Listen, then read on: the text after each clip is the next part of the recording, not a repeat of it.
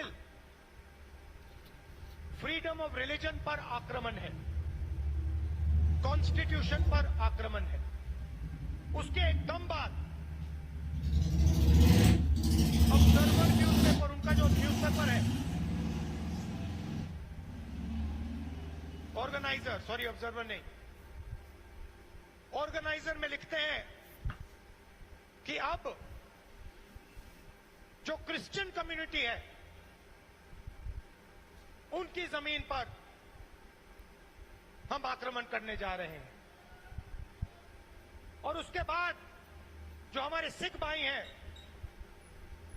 आपके पास भी आएंगे। तो आप ये मत सोचिए कि ये आप पर आक्रमण नहीं है, और ये एंटी कॉन्स्टिट्यूशन है और anti freedom of religion act है, और ये देश के सब लोगों को मालूम होना चाहिए। अस्सलामु अलैकुम व रहमतुल्लाहि व बरकातहू। अज़ीज़ान मिल्लत इस्लामी, आप तमाम उम्मती को अबू फैसल की तरफ से सलाम अर्ज़ है। घर में बड़ी पर्दा नशीन इज़्ज़तदार माँ और बहन को अबू फैसल की तरफ से सलाम अर्ज़ है। बहरहाल बहरकैफ़ अल्लाह से उम्मीद है आप लोग खैरियत से होंगे, अल्लाह की हिफाजत में होंगे। इन मलूनों की मलामत से, इन फ़िरक़ा परस्तों की फ़िरक़ा परस्ती से, इन दरिंदों की दरिंदगी से, इन मॉबलिंचरों की मॉबलिंचिंग से, इन बलात्कारों की बलात्कारी से, इन दहशत गर्दों की दहशत गर्दी से, इन मुनाफिकों की मुनाफिकत से महफूज होंगे। अल्लाह आप लोगों को अपने हिफ्ज़ अमान में रखे, अल्लाह अपनी हिफाजत में रखे, अल्लाह हर आबा से हर शर से महफूज रखे। बहरहाल बहरकैफ़ मेरे अज़ीज़ दोस्तों, मेरे भाइयों, देश के हालात से भी आप लोग वाकिफ़ है और देश के बाहर के हालात से भी आप लोग बचा वाकिफ़ है। लेकिन ये आपका भाई आपको देश की ही ख़बर सुनाऊंगा, क्योंकि ये हमारा वतन अज़ीज़ हमको जान से प्यारा है। ये हमारे लिए हमारा गुरूर है, क्योंकि ये हमारा वतन है जो हमारे पुरखों ने, हमारे बड़ों ने अपने जानों की क़ुरबानी दे के इस देश को आज़ाद करवाया है अंग्रेज़ों के हाथ से। वो गोरे अंग्रेज़ थे, अब काले अंग्रेज़ों का राज हो गया है। काले अंग्रेज़ हमसे ही पूछते हैं कि हम कौन हैं, जबकि ये जानते हैं कि हम कौन हैं, हमारा रिश्ता इस देश के साथ क्या है। लेकिन इनके पास इतनी गंदगी इनके जहनों में भर चुकी है, इनको सिवाय इस्लाम और मुसलमान के अलावा कोई तीसरी और दूसरी चीज़ नज़र नहीं आती। चलो, इनको जो करना था कर दिए। हालांकि हमारी शरीयत में मदाखलत करे, टिबुल तलाक़ के मसले में हो या ऐसे CAA का मसला हो, ऐसे कई मसले मसाइल जो हमारे सामने पेश आए, हमने बर्दाश्त भी किया और खामोशी भी इख्तियार की। हम यही समझते रहे कि ये दिमागी बीमार है, वक्त के आते हुए ये भी सुधर जाएंगे, इनको दिमाग भी आ जाएगा। लेकिन ये वो लायक नहीं है, क्योंकि इनके पास इतनी गंदगी भरी हुई है, हम अल्फाजों में बयान नहीं कर सकते। मेरे अजीज़ दोस्तों, मेरे भाइयों, वक्फ बिल का जो ये लोग बिल पास करे लोकसभा और राज्यसभा में, ये इनकी हल्लक का कांटा बन चुका है। ना इसको निगल सक रहे, ना निकाल सक रहे, ना निकाल सक रहे ना निगल सक रहे। अगर से निगलने की कोशिश करे तो पूरा काट के, पेट भी काट के, अंदर के पुर्जे काट के बाहर निकलेगा। वो इनके पुक्के को भी बड़ा करके निकल जाएगा। अब उनको वो डर भी सता रहा है, निकले अगर से तो ये चीज़ पैदा हो जाएगी बोल के, और ना बाहर निकाल सक रहे उसको, क्योंकि फंसे हुआ है। अब देखिए जिस तरीके से राहुल गांधी, जो आने वाले टाइम के, मैं वज़ीर आज़म के उसमें देख रहा हूँ इनको इंशाअल्लाह, क्योंकि उन्होंने जो बात कही है ये सिर्फ आज मुसलमानों के साथ हुआ ज़रूर है। अब क्योंकि एक चीज़ उन्होंने एडवांस में पढ़ चुके हैं, अब क्रिश्चियनों के ज़मीन हथियाने की बारी है, उनके ऊपर हमला होगा, उसके बाद सिख ब्रादरन के ऊपर होगा। इसीलिए راہل گاندھی نے ایک ہی چیز بتائی کہ یہ وقف بل کو کینسل کرنا بہت ضروری ہے، وقف بل کو ختم کرنا بہت ضروری ہے۔ ان کے فائدے کی بات نہیں کر رہے ہیں، یہ ہمارے فائدے کی بات کر رہے ہیں، ہمارے اتحاد کے لیے بول رہے ہیں۔ ان کو کوئی مطلب نہیں ہے اس چیز سے۔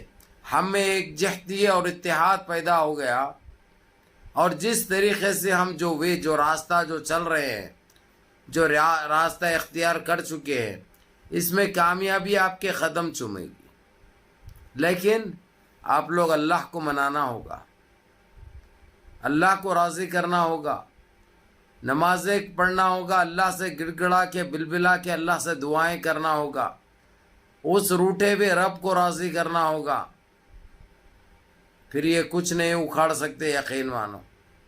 ان کا کام ہے گند پھیلانا، اور ہم صفائی کریں گے ان کی گندگی کی انشاءاللہ، کیونکہ یہ ہمارا وطن عزیز ہے، یہ ہمارا وطن ہے، ہمارا دیش ہے۔ راہل گاندھی نے تبصرہ کرتے ہوئے، حالانکہ دیکھیے آپ نے 1 منٹ 2 سیکنڈ کی میں نے کلپ رکھی ہے تاکہ آپ لوگ سنو اور جانو۔ یہ آنے والے ٹائم کے وزیر اعظم ہے دیش کے، یہ گاندھی خاندان سے آپ لوگوں کو پتہ ہے۔ راجیو گاندھی مرحوم کے والد تھے، راجیو گاندھی مرحوم، یہ ان کی اولاد ہے راہل گاندھی، اندرا گاندھی کے پوترے۔ بہرحال میرے عزیز دوستوں، میرے بھائیوں، میری ماں اور بہنوں، یہی کہنا تھا راہل گاندھی کا کہ سارے ایک ہو کر اپنے حق کے لیے آواز اٹھاؤ، پیچھے مت ہٹو، چاہے سکھ برادر ہو، چاہے کرسچن برادر ہو، چاہے دلت برادر ہو، یہ سارے ایک ہونا بہت ضروری ہے۔ یہ لڑائی صرف وقف کی لڑائی مسلمانوں کی نہیں ہے، یہ لڑائی ہم سب کی ہے۔